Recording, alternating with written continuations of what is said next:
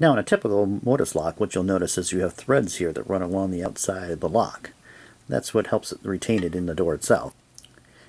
As you look around this threaded area, you can see one area here is milled out, and there's actually a flat metal plate that's placed in there. Now this flat metal plate, what that does is cover the top holes of the lock. So the pins that go down into the lock are actually holes that are drilled down below this plate.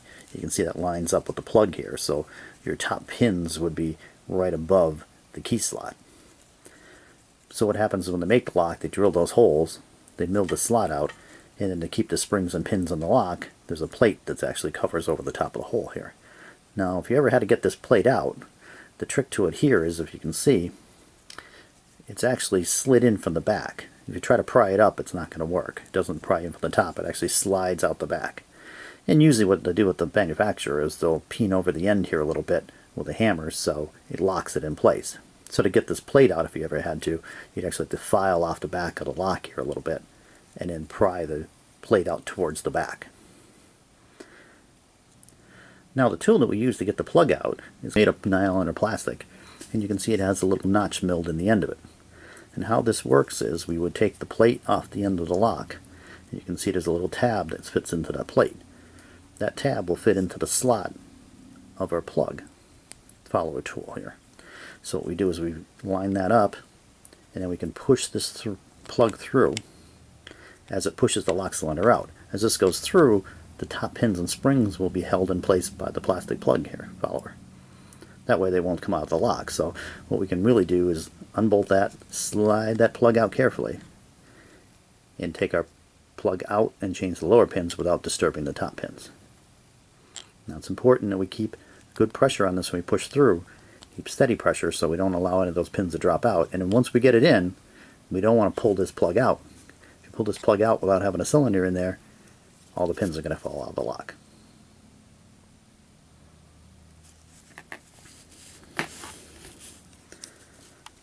So let's disassemble this lock. The first step we're going to do is remove these two screws that are in the back. There's two Phillips head screws that hold this plate on. What we do is take a screwdriver, take the plate off. So we take each of the screws out, carefully pull them out. Now while I'm doing this, you can see on the bottom here I have my finger on the bottom of the plug here, so I keep that from dropping out. So once we remove this plate, we don't want the plug to fall out of the lock.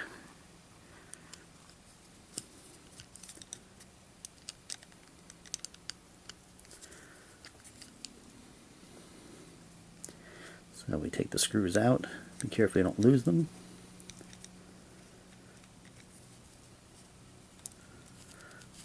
Now for this plug to slide out, we have to have all the pins on the shear line, so we have to insert our key into the lock. You can do this ahead of time, or you can do it after you've gotten the plate off.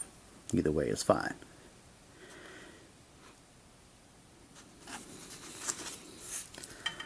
Okay, now that we have the plate off, we have our key inserted. We have our plug follower tool lined up with the notch. We should be able to slide that plug right out by pushing the tool into the lock. Now when we do this, we want to make sure that our pins are up. See pins here in the top. So when we slide out, the pins don't go flying. You can see it slides right out. Now this part of the lock, what we want to do is keep that plug follower in there. Don't let that plug follower fall out. If that plug follower falls out, then what's going to happen is all your top pins and springs are going to come out, and we're going to end up rebuilding the lock. And as long as that plug follower stays in, then our top pins, springs will all stay in place, and we won't have to worry about it.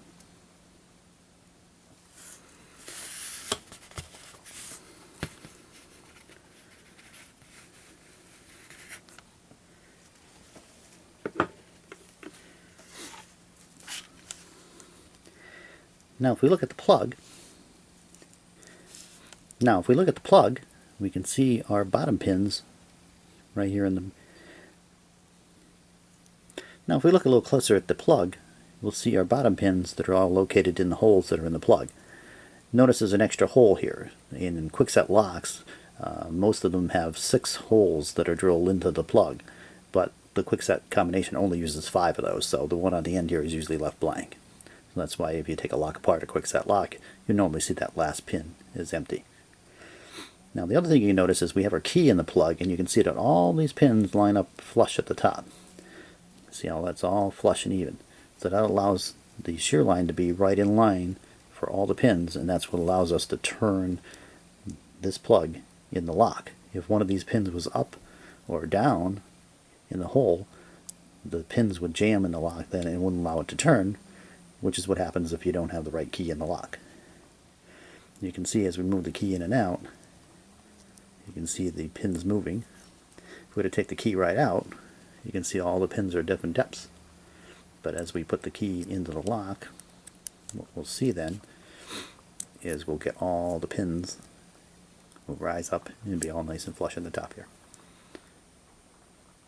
Now to change the combination, what we would do is we can just basically take the key out, we can dump out the pins,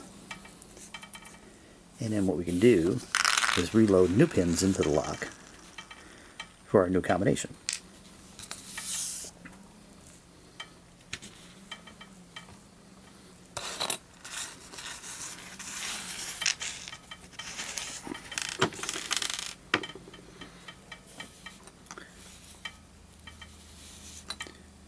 Well, once we put the new pins in the lock, we can make a key to fit it, and before we even put the lock together, we can kind of check to make sure we got it right, because if we put the key into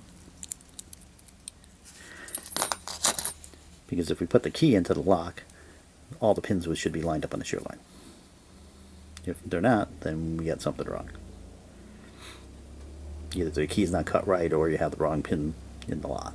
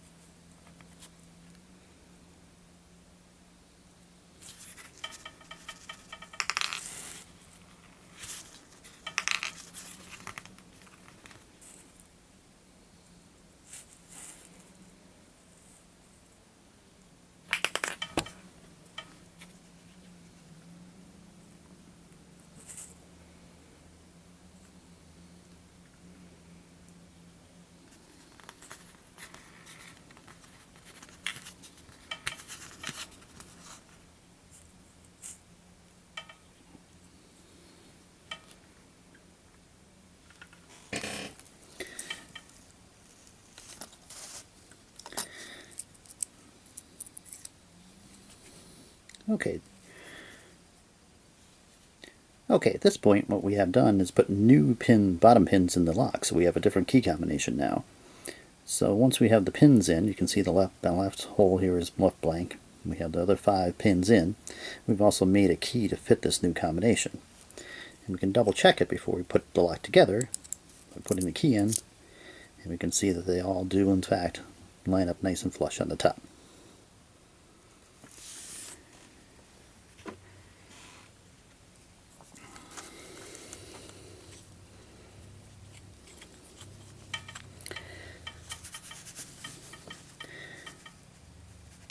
Now, to put the lock back together, it's basically the reverse of taking it apart.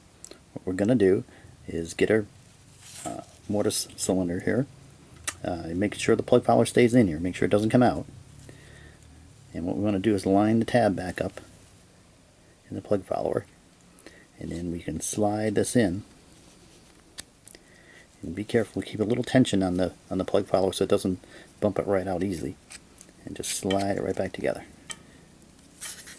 And you can see our plug is back in here. And what we can do from now is put the tab back on, put the screws back in. Make sure you hold this in until you get that on, because it'll slide right back out on you. So you want to make sure you hold pressure in here, attach our retaining tab back on here with the 2 screws, tighten it up, and then you're all set. Now you have a mortise lock that has a new key combination.